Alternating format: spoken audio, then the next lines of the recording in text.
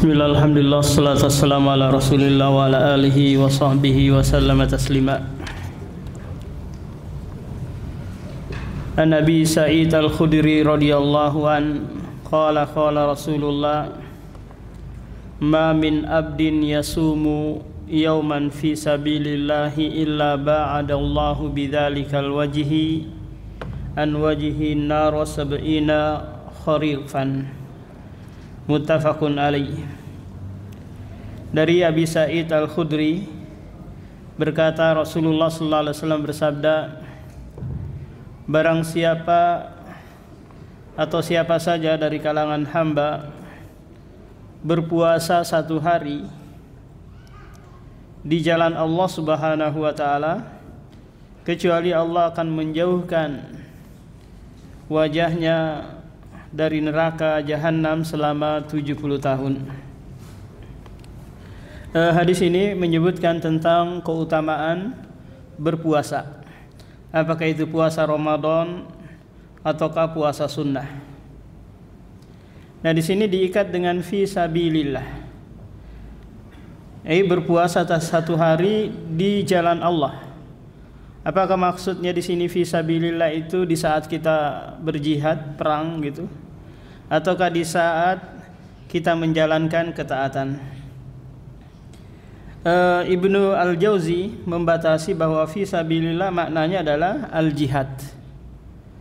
Adapun ulama yang lain maknanya adalah engkau berpuasa dalam rangka mentaati Allah, maka engkau mendapatkan keutamaan ini. Sehari berpuasa, maka hari itu menjadi sebab Anda dijauhkan dari neraka jahanam selama 70 tahun. An Aisyah radhiyallahu anha qalat kana Rasulullah yasumu hatta nakula la yuftiru wa yuftiru hatta nakula la yasumu. Wa ma ra'aitu Rasulullah istakmala siyama syahrin qattun illa Ramadan wa ma ra'aituhu fi syahrin aktsara minhu siyaman fi Sya'ban. Dari Aisyah radhiyallahu an adalah Rasulullah berpuasa sehingga kami mengatakan dia tidak pernah tidak berpuasa, dan dia tidak berpuasa seakan-akan kami mengatakan Rasulullah dan Rasulullah tidak berpuasa seakan-akan kami melihatnya tidak pernah berpuasa. Dan aku tidak pernah melihat Rasulullah menyempurnakan satu bulan full berpuasa kecuali di bulan Ramadan. Dan aku tidak melihat dia memperbanyak puasa di bulan kecuali di bulan Sya'ban. Nah, hadis ini menjelaskan kepada kita tentang perbuatan Rasulullah terhadap berpuasa ini. Untuk puasa sunnah kadang beliau berpuasa, kadang pula tidak. Adapun di bulan Ramadan beliau full puasanya satu bulan. Di bulan Ramadan beliau memperbanyak puasa. Di bulan Sya'ban beliau memperbanyak puasa. Kenapa Rasulullah memperbanyak di bulan Sya'ban? Di hadis yang lain dijelaskan zalika syahrun yakfulun nasu anhu baina Rajab wa Ramadan. Itu adalah bulan di mana manusia banyak lalai. Bulan yang terjepit antara Rajab dan Ramadan. Kenapa Pak? Karena orang biasanya nanti aja, nunggu Ramadan saja. Paham? Sehingga enggak melatih diri di bulan Sya'ban. Padahal orang yang sudah terlatih untuk masuk ke medan perang, maka sudah terbiasa. Ini alasan yang pertama. Alasan yang kedua, karena kata Rasulullah di bulan Sya'ban itu amalan-amalan diangkat menuju Allah Subhanahu wa taala, dan aku senang amalanku diangkat sementara dalam keadaan berpuasa. An Abi Dzar radhiyallahu an qala amarna Rasulullah an nasuma minasyahri salasata ayyamin.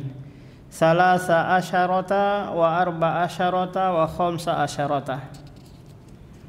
Dari Abi Dzar radhiyallahu an berkata, Rasulullah memerintahkan kami berpuasa di setiap bulannya 3 hari. Tanggal 13, 14, 15. Dalam hadis ini menyebutkan bahwa Rasulullah memerintahkan, perintah di sini adalah perintah yang sifatnya mustahab, sunnah, yang ditekankan. Hanya saja di sini disebutkan 3 hari itu dengan apa? Dengan tanggalnya, plus tanggalnya. 13, 14, 15. Di hadis yang lain Rasulullah memerintahkan, mewasiatkan kepadaku, kata Abu Hurairah, untuk berpuasa 3 hari di setiap bulannya. Kalau ini tidak diikat dengan apa-apa, dengan tanggal. Mau pekan pertama, pekan kedua, atau di awal, atau di tengah, atau di akhir, pokoknya setiap bulannya ada 3 hari berpuasa. Di riwayat yang lain wasalah satu ayyam min kulli syahrin, berpuasa 3 hari di setiap bulannya. Itu sama dengan apa Pak? Berpuasa 1 bulan, 1 tahun full. Kenapa? Karena 3 kali 10 sama dengan 30, kali 12 sama dengan apa Pak? 360. Jadi 3 hari itu mencukupi untuk 1 bulan. Nah, jadi banyak hadis-hadis yang datang menganjurkan berpuasa 3 hari dalam 1 bulan. Paham Pak? Sama dengan apa? Kita berpuasa 1 tahun full. Nah, adapun hadis yang menyebutkan tentang shaumu ayyamil bid, puasa ayyamul bid, ini hadisnya dhaif. Ayyamul bid itu maknanya adalah hari-hari yang puncak bulan purnama ya, 13, 14, dan 15. Jadi tidak ada keterangan yang sahih dari Rasulullah tentang apa? Puasa ayyamul bid. Syekh bin Baz rahimahumullah pernah memaparkan, kata beliau, al hadisus sahihatul mustafidatu an Rasulillah laisa fihi dzikru al baydhi. Hadis-hadis sahih yang datang dari Rasulullah tidak ada yang menyebutkan puasa ayyamul bid. Bal yasumu mata syaa. Boleh kamu berpuasa sehendak kamu. Kama fi hadis Abdullah bin Umar, sebagaimana di hadis Abdullah bin Amr, Abu Hurairah, dan di hadis Abu Dar. Fa idza shoma salasata ayyamin min kulli syahrin fil ashril awwali. Jika kamu berpuasa 3 hari di setiap bulannya, di awal bulan atau di pertengahan bulan atau di akhir bulan, maka engkau sudah mendapatkan keutamaan. Tidak mesti apa Pak? Tidak mesti harus 13, 14, 15. Wa idza wafaqa ayyamal bidi fadzalika afdal. Jika itu sesuai atau pas bertepatan dengan 13, 14, 15, maka itu yang lebih utama. Keterangan beliau ini menjelaskan kepada kita bahwa puasa ayyamul bid itu tidak ada nasnya. Pak, yang datang dari hadis-hadis sahih adalah anjuran berpuasa 3 hari selama setiap bulannya.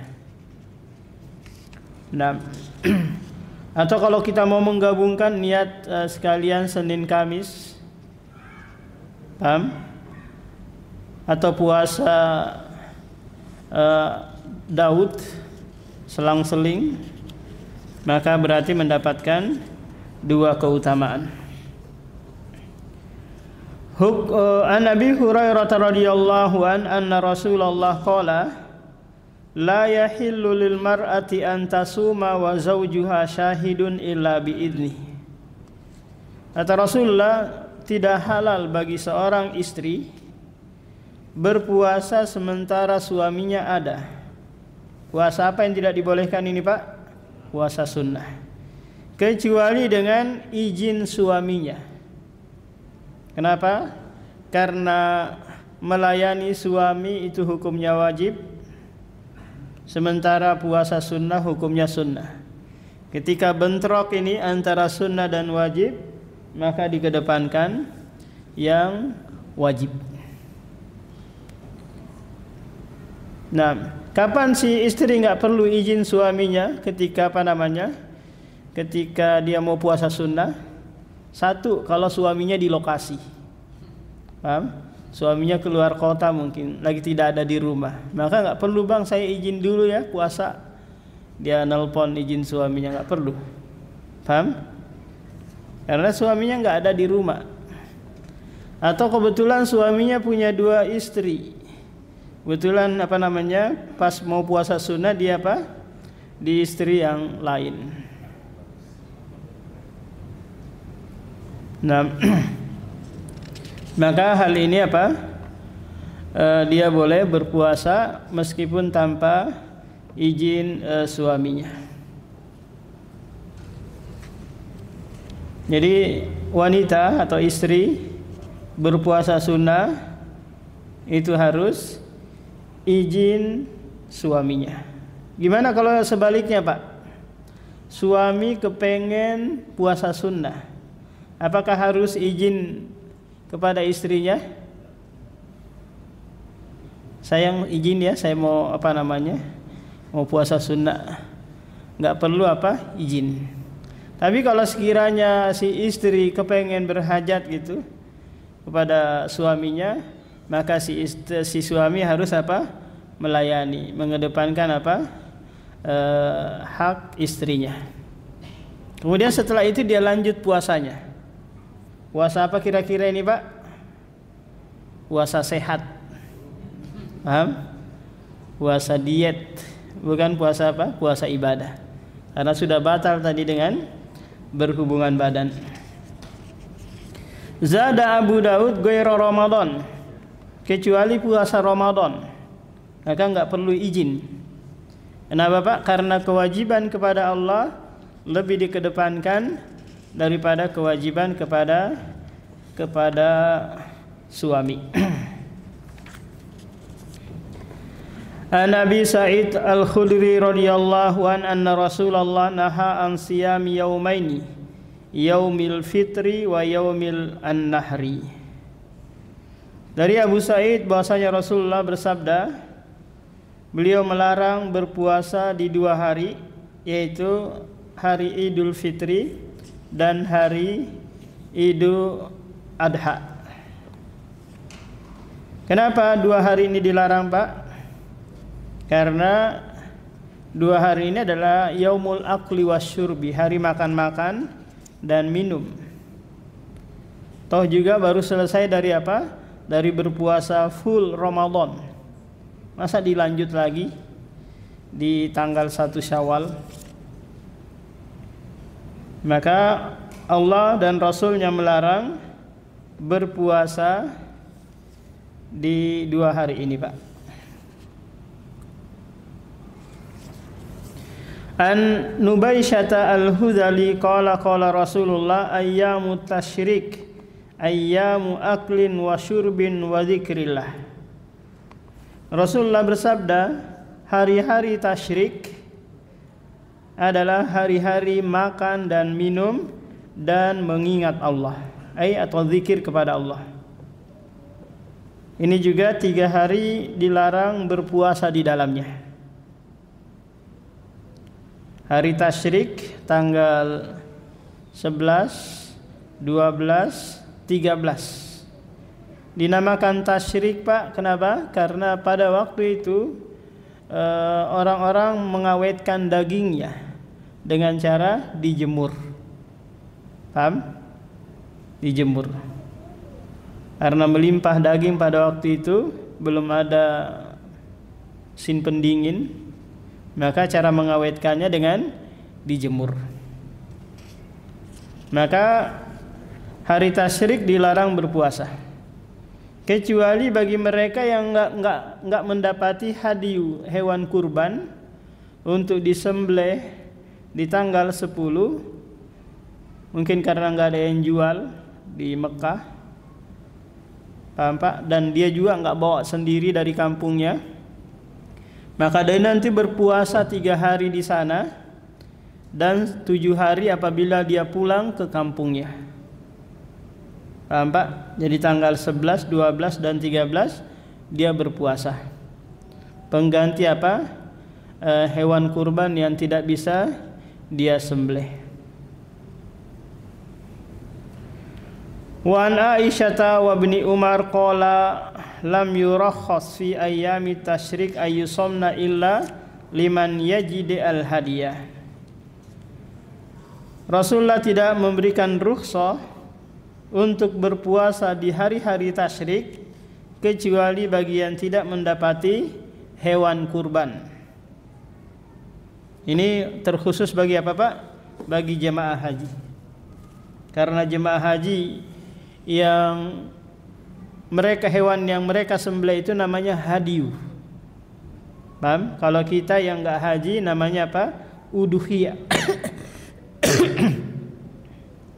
Nah, hadiyu ini hukumnya wajib bagi apa Pak? Bagi jemaah haji. Karena nanti dia apa? Dia mau hadiahkan kepada fuqara Makkah.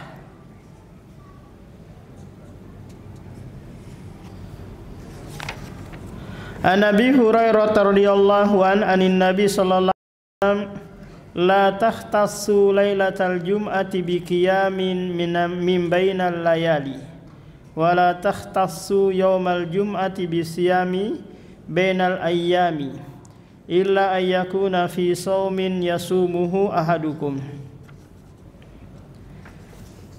Dari Abu Hurairah radhiyallahu an, Nabi bersabda, janganlah kalian mengkhususkan malam Jumat dengan qiyamul lail, ai salat malam. Dan jangan pula mengkhususkan hari Jumat untuk berpuasa, kecuali puasa yang biasa kalian lakukan, mungkin ayyamul bid atau puasa 3 hari dalam sebulan, pas tepatnya di hari Jumat. Maka boleh untuk apa? Berpuasa di hari tersebut. Kalau tiba-tiba langsung saja dia mau mengkhususkan, ada sesuatu mungkin Pak, mungkin cari ilmu putih atau cari ilmu hitam untuk kekebalan dan yang lainnya. Karena biasanya jin-jin itu kalau menawarkan bantuan Pak, ada saja dia syaratkan, dan syaratnya itu pasti apa? Pasti bentuknya maksiat. Kamu berpuasa ya 3 kali Jumat. Nah, kenapa Rasulullah sallallahu alaihi wasallam melarang mengkhususkan ibadah di hari Jumat, baik itu malamnya ataukah siangnya? Dikarenakan kita tahu Pak bahwa hari Jumat itu hari yang spesial bagi apa? Bagi kaum muslimin. Merupakan Idul Usbu, hari raya pekanan. Hari raya pekanan. Di mana kita lihat kalau di Arab ya, kalau enggak tahu kalau di Indonesia Pak. Kalau hari Jumat itu Masya Allah mereka apa? Seperti lebaran.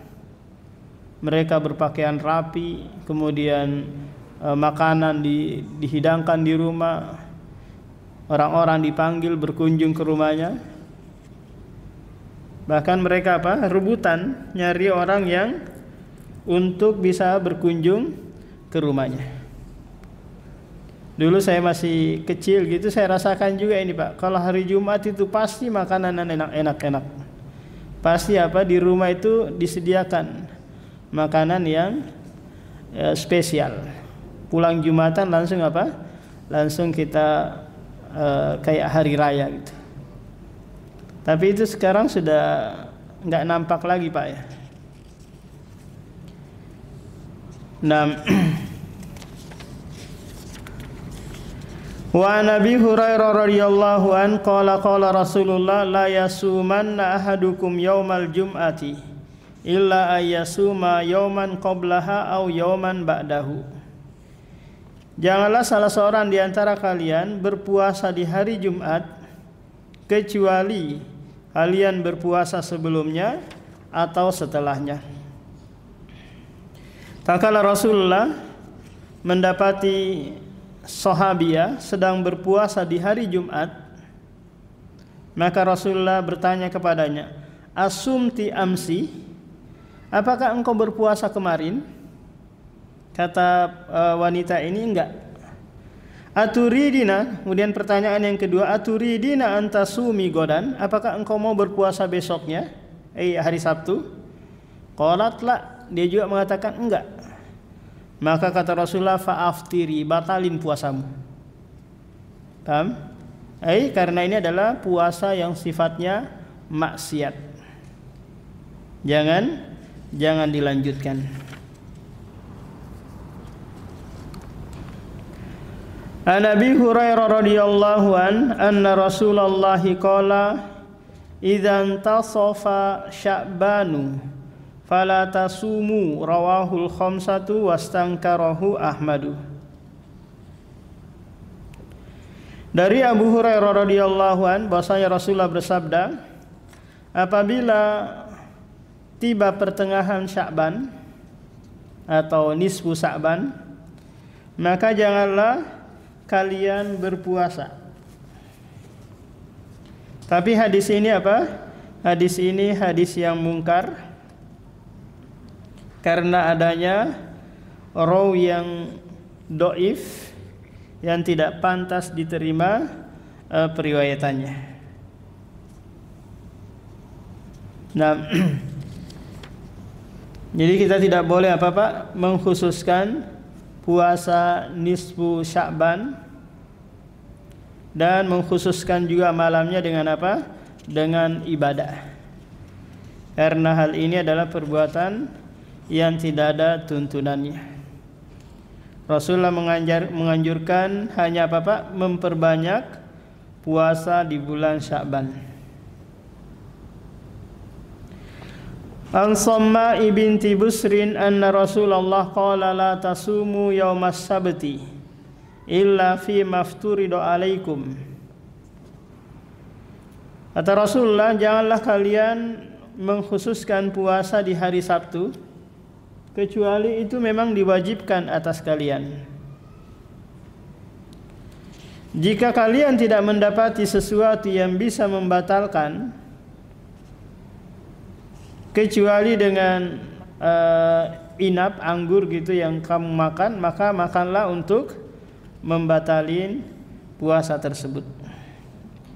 Au udin syajaratin falyamdukha, atau ranting pohon yang engkau jilat atau yang engkau gigit untuk membatalkan puasamu.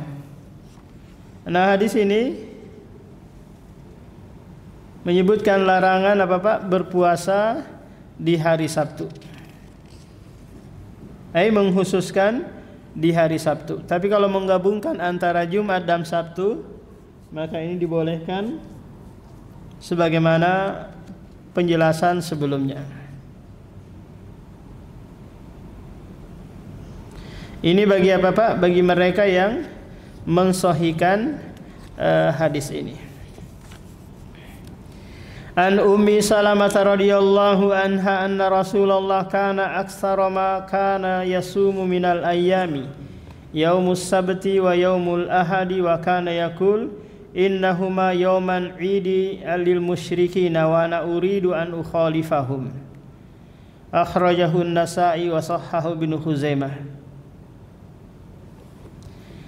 Kata Ummi Salamah adalah Rasulullah aktsara ma kana yasumu minal ayyam. Rasulullah dulunya banyak berpuasa di hari Sabtu dan di hari Ahad. Kemudian beliau menjelaskan bahwa sesungguhnya 2 hari itu adalah hari Id orang-orang musyrik dan saya meninggalkannya dalam rangka menyelisihi mereka. Nah, karena ini kebiasaan orang-orang musyrik. Segala bentuk yang menjadi kekhususan mereka dalam hal ibadah, Pak, maka kita tidak boleh mengikutinya. Karena Rasulullah bersabda, man tasyabbaha biqaumin fahuwa minhum. Barang siapa yang menyerupai suatu kaum dalam hal peribadatan mereka, maka mereka termasuk kaum tersebut. An Abi Hurairah radhiyallahu anna an-nabiyya naha an shaumi yaumi Arafah bi Arafah. Rawahul khamsa ghairu Tirmidzi. Hadis ini dhaif. Tidak bisa diamalkan karena ada seorang rawi yang bernama Mahdi ibni Abi Mahdi al-Hujari. Ini didhaifkan oleh para ulama.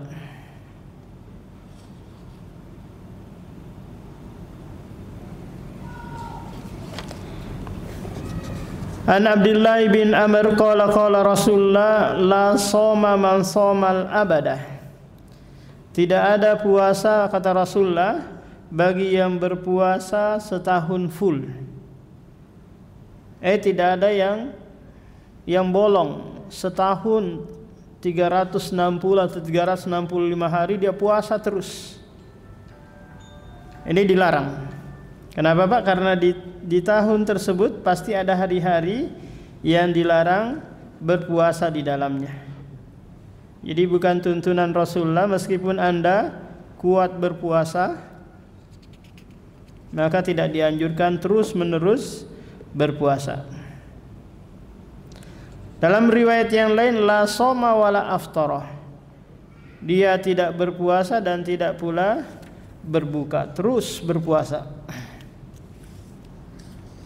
Jadi kalau mau, maka ya menjalani sebagaimana yang dilakukan oleh Nabiullah Daud alaihi salam, yaitu selang-seling.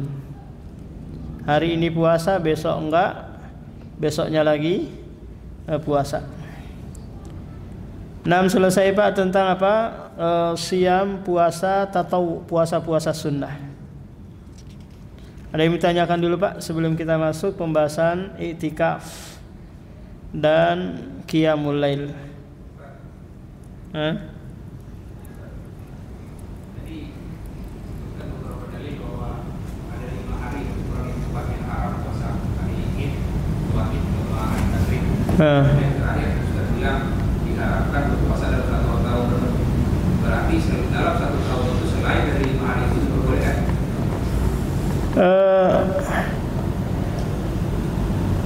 Selain 5 hari tersebut, iya, kalau Bapak sanggup. Berarti diperbolehkan, ya? Iya, tapi tidak dianjurkan. Diperbolehkan tapi tidak dianjurkan. Yang dianjurkan selang-seling tadi. Nah, yang lain, Pak.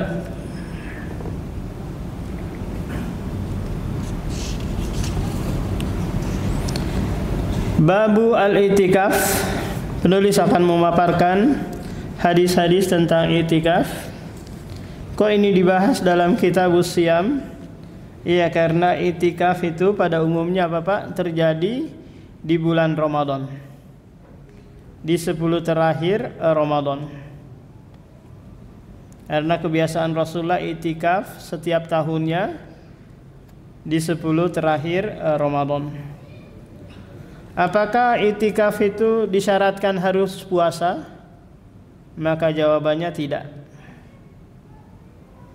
I'tikaf maknanya adalah luzumul masjid li ta'ah, yaitu berdiam diri di masjid dalam rangka beribadah kepada Allah.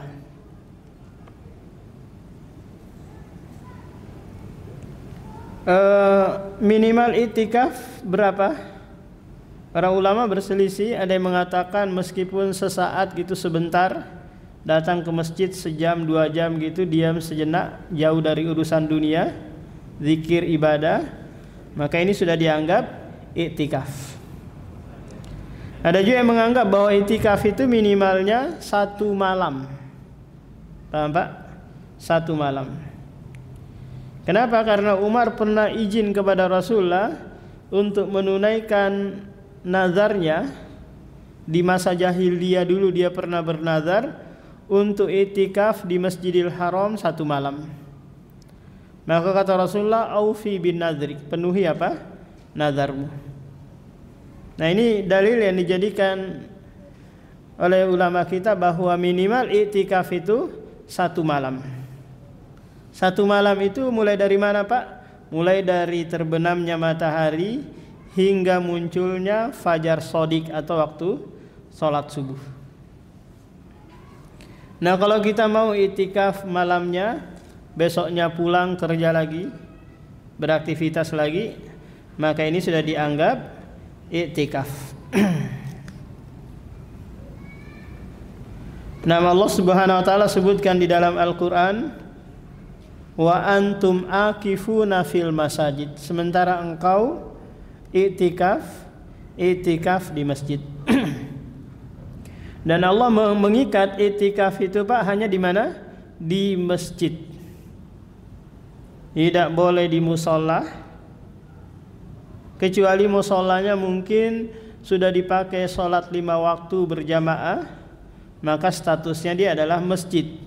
Meskipun di negara kita masih dianggap langgar atau surau atau musola. Paham? Karena patokan masjid itu adalah ditegakkan sholat 5 waktu berjamaah di dalamnya. Paham Pak? Kalau masih bolong-bolong, kadang maghrib sama isya saja, duhur dan asarnya dikunci, maka ini bukan apa? Bukan masjid. Nah, apakah disyaratkan masjidnya harus jami? Enggak juga. Apakah masjidnya disyaratkan harus ditegakkan sholat Jumat? Maka ini lebih bagus. Paham Pak? Karena enggak perlu lagi harus keluar untuk Jumatan. Paham? Tapi kalau sekiranya masjidnya juga dipakai Jumatan dan juga jami, ini lebih bagus daripada yang tidak dipakai Jumatan. Tapi bukan syarat Pak ya, bahwa masjid yang ditempati iktikaf harus apa? Ditegakkan Jumatan.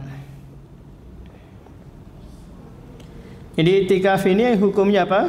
Hukumnya sunnah. An Abi Hurairah radhiyallahu anna Rasulullah qala man qama ramadhana imanan wa ihtisaban ghufira lahu ma taqaddama min dzambihi.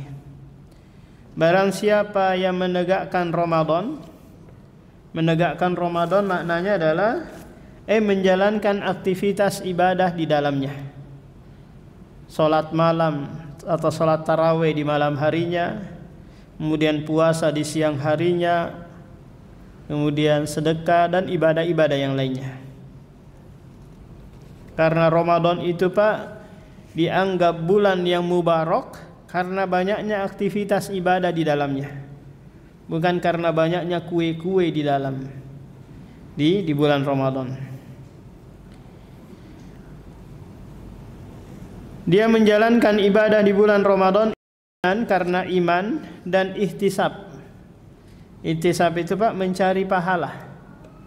Jadi bukanlah salah tak kala seorang hamba itu beribadah tapi ada sesuatu yang dia mau cari, yaitu pahala. Nah, karena ini adalah motor Pak, pendorong kita untuk istiqomah dalam ibadah, dasar iman dan dasar mencari pahala. Ana Aisyah radhiyallahu anha qalat kana Rasulullah idza dakhala al-ashru ay al-ashrul akhirah min Ramadan shadda mi'zarahu wa ahya lailahu wa iqadha ahlahu. Aisyah menuturkan Rasulullah apabila masuk di 10 terakhir Ramadan, beliau mengencangkan ikat pinggangnya, menghidupkan malam-malamnya dan membangunkan keluarganya. Gimana caranya ini Pak? Rasulullah ketika i'tikaf di masjid itu sempat juga membangunkan istri-istrinya. Kenapa? Karena dinding Masjid Nabawi itu dempetan langsung dengan hijr, kamar-kamar istri-istri Rasulullah. Terlebih Aisyah. Itu dempetan langsung dari arah sebelah kiri Masjid Nabawi. Wa anha anna an-nabiyya kana ya'takiful ashra al-awakhir min Ramadan hatta tawaffahu thumma takafa azwajuhu min ba'di.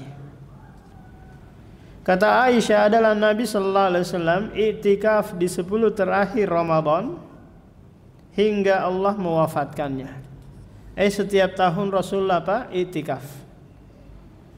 Kalau i'tikaf beliau itu malam 21 beliau masuk ke dalam masjid. Paham? Sebelum maghrib beliau masuk. Kemudian setelah itu beraktivitas di dalam masjid. Nanti pas mau masuk kemah, karena di dalam masjid nanti disiapkan kemah-kemah bagi orang-orang yang i'tikaf, untuk di situ dia menyendiri. Nah, masuk kemahnya itu setelah sholat subuh. Nah, ini tuntunan Rasulullah. Kalau kita biasanya masuk kemah Pak? Habis tarawih langsung sikat sudah. Jadi Rasulullah masuk kemahnya setelah sholat subuh. Kemudian di situ Rasulullah menyendiri, memperbanyak tadarrus bacaan Al-Qur'an dan yang lainnya. Tsumma takafa azwajuhu min ba'di. Kemudian setelah meninggalnya Rasulullah, istri-istri Rasulullah melanjutkan kebiasaan ini, yaitu i'tikaf di 10 terakhir bulan Ramadan. Kenapa Rasulullah i'tikaf? Karena ini ingin mengkhususkan beribadah di malam-malam tersebut untuk meraih Lailatul Qadar. Paham? Karena Lailatul Qadar itu pasti di 10 terakhir bulan Ramadan. Di malam-malam ganjil. 21, 23, 25, 27, 29. Jadi tidak pasti Pak. Tidak sebagaimana yang diyakini oleh orang-orang Arab bahwa malam Lailatul Qadar itu pasti malam 27. Karena memang Ubay bin Ka'ab bersumpah demi Allah, malam Lailatul Qadar itu malam 27. Bapak kalau pernah umroh 10 terakhir Ramadan, lihat padatnya minta ampun di malam 27. Bahkan masjid akan meluap sampai ratusan meter bahkan kilo gitu, meluap saking padatnya orang yang sholat di malam tersebut. Beda dengan malam-malam ganjil yang lain, biasa-biasa saja, karena mereka sangat yakin tentang hal tersebut. Wa anha radhiyallahu anha qalat kana Rasulullah idza arada ay ya'takifa shallal fajra summa dakhala mu'takafahu. Adalah Rasulullah apabila dia ingin i'tikaf, dia salat subuh dulu, malam 21. Kemudian selesai salat subuh, beliau masuk ke dalam kemahnya. Tapi ini bukan sesuatu hal yang sunnah Pak untuk kita ikuti.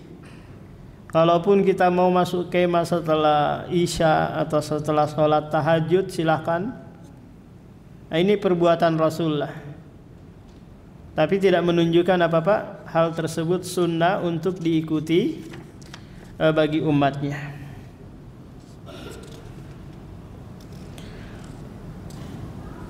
Wa anha qalat idza kana Rasulullah la yudkhilu alayya ra'sahu wa huwa fil masjid fa urajjiluhu wa kana la yadkhulul baita illa li hajatin idza kana mu'takifan. Aisyah menuturkan, jika Rasulullah ingin disisir rambutnya oleh Aisyah, maka beliau keluarkan lewat jendela masjid.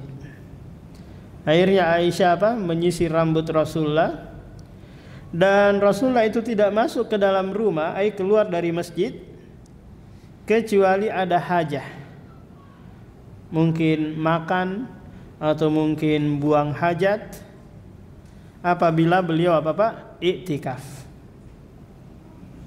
Nah, karena orang yang iktikaf tidak boleh keluar masjid, maka nanti dia boleh keluar kalau ternyata DKM tidak menyiapkan makan atau WC-nya jauh di luar sana, maka Anda boleh keluar karena ada hajat. Kalau sekiranya Pak DKM tidak menyiapkan makan, pasti kita keluarkan. Kalau sekiranya ada yang terdekat, kita sudah memenuhi hajat kita untuk makan, ya sudah, beli yang terdekat. Jangan karena di sini nggak sesuai selera nyari di Balikpapan Baru sana, nyari jauh-jauh di sana ke Kilo.